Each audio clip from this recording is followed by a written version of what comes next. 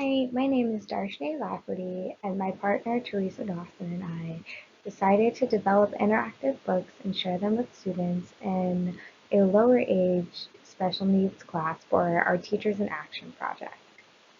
The setting of our Teachers in Actions project was Pine Ridge Elementary School in Claremont, Florida. When we originally contacted the teacher that we worked with, she discussed with us how she wanted more volunteers in the classroom just so that the students got a better feel of working with other adults than the ones they see on a daily basis. And she also let us know that this was really important to her and how appreciative she was of us coming into the classroom and just spending a little time with the students every week. The teacher that we worked with was very helpful. She always made sure she chiseled out a chunk of time every week that fit our schedule, that worked with the kids' schedules, and that's just really important, especially when it comes to this project. The school that we were in was very, very welcoming. All the staff was very welcoming, very helpful. And although it was a little bit of a process to be able to become volunteers there, it was definitely worth choosing this school for our TIA project.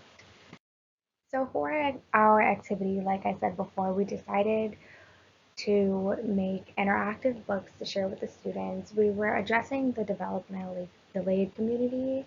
The class was an early intervention class for students with developmental disabilities. So we developed various storybooks on different topics such as sea life and no more monkeys jumping on the bed was a really fun one, colors and numbers. And they were interactive, so all of the books had things that could be pulled out that were stuck in there with Velcro. They had props because we wanted to use those things to engage the students.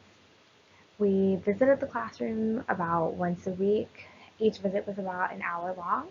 What we did was I would do one book with a group of students, and Teresa would do the other book with another group of students, and then the next week we would swap. So we made a couple different books, and it was very fun, and they really enjoyed it. Our project idea was completely original, and it came out of both Teresa and I having a love for children's books and wanting to write children's books. So we thought that we could take that bug and bring it into the classroom for our project. And I'm so glad that we did. We used various resources to create the books. Lakeshore Learning in Castleberry, Florida was our best friend with creating the books because they kind of have a little bit of everything. They have cutouts, they have the actual books, they do laminating, so that was really awesome. So the class that we worked with had about 10 students that aged and ranged from 3 to 5 years old. The ethnic background of the class was predominantly white with a few African American students and a few Hispanic students as well. These students are considered persons with disabilities under IDEA because multiple students have IEPs or are in the process of acquiring IEPs and need special accommodations in the classroom because they're behind in things such as speech and language, social, emotional, and cognitive skills, which these delays are found through pre-year testing. So pictured here is one of the books that Teresa made. It's Five Little Monkeys and it has the bed and the monkeys can be pulled off the pages. And then we also brought props, these little monkey stuffed animals that the kids could put the band-aids on, so it made it very interactive.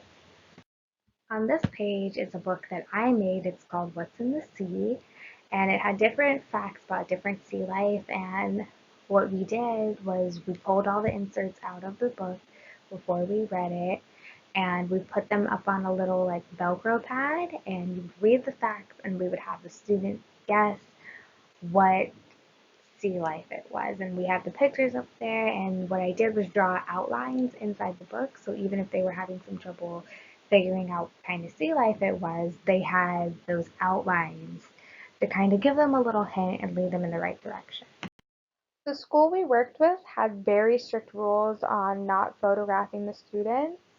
Teresa got a photo with her nephew who was in the class that we participated with, and we included a picture of the two of us in front of the school as well as a couple of different pictures of the classroom.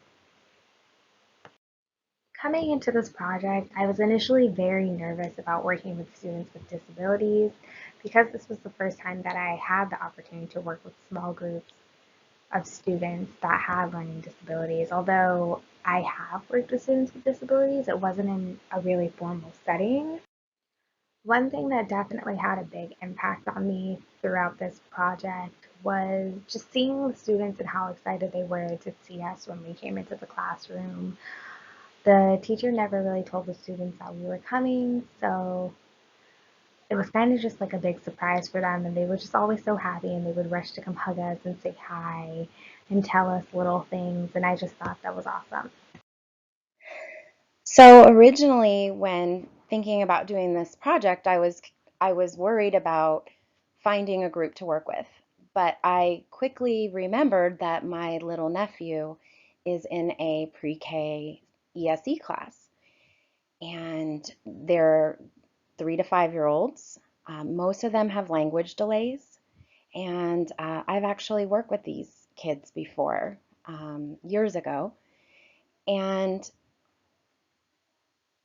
what I remember, it brought me back once I went in there, how young they are, the structure and the repetition that's needed. There's a lot of teaching them directly social skills and how to interact with each other and language. Uh, they were very active, and I was always talking. So when we actually would go in and share our books with the students, they would love it. They would really get into it. It was very, very lively. It was hard to keep all of the students interacting with us. The teacher and the assistant would sit with us when we would do it with them, the books, but it was still very, very active. And because we were new and they weren't as used to us, there was um, there was just a lot of activity, and we had to accept that some of the students maybe didn't get as much out of it during certain lessons. We had to accept if they were off doing another activity because they weren't really able to participate fully. We all tried to work with all of them, but during the lessons, that is just something that we had to accept. There were, I know at least one uh, boy with autism, and there was a couple of children with more involved cognitive disabilities. So that was just something that we had to accept. But there was a lot of variety. There was usually a few girls who were, I guess I would say, higher functioning as far as their language, and they would sometimes really, really get into it and lead the rest of the group.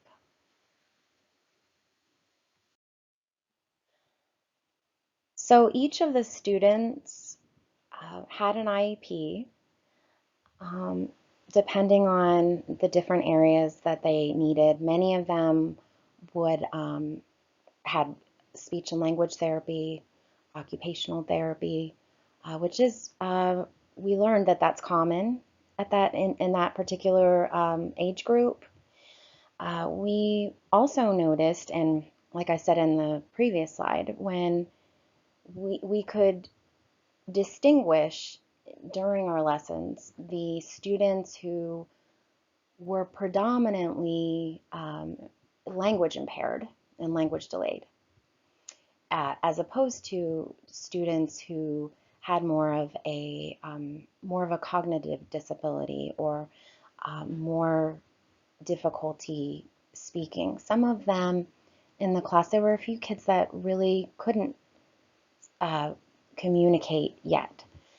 The teacher did a lot of language and social skills, getting them to interact, and She supplemented a lot. She would do things like signs to assist, just to help them with their understanding. And she explained to us that there were every day it's talking, lots of talking, singing, and social skills time. Um, and she directly taught these things. So that is what we learned. So we definitely learned that to be a teacher in this particular type of classroom, that you have to be very engaging and have a lot of energy and very hands-on. Um, it really helps to be creative and to learn about various things for language improvement or language learning, assistive devices, anything that helps them to acquire language better. The teacher noted that she goes to lots of different workshops. She uses Boardmaker quite a bit for visual, to display visual things that she wants to teach. Anyway, that's basically what we learned there. I think one of the biggest things we both learned was that engaging with anyone in the community, anytime you do volunteer work, you're engaging with different people that you wouldn't know otherwise. And especially with special needs populations, there's a huge opportunity to really get to know and understand a little more about these populations. So when you're in public or when you're out, you can kind of educate yourself because you've worked with people like that before.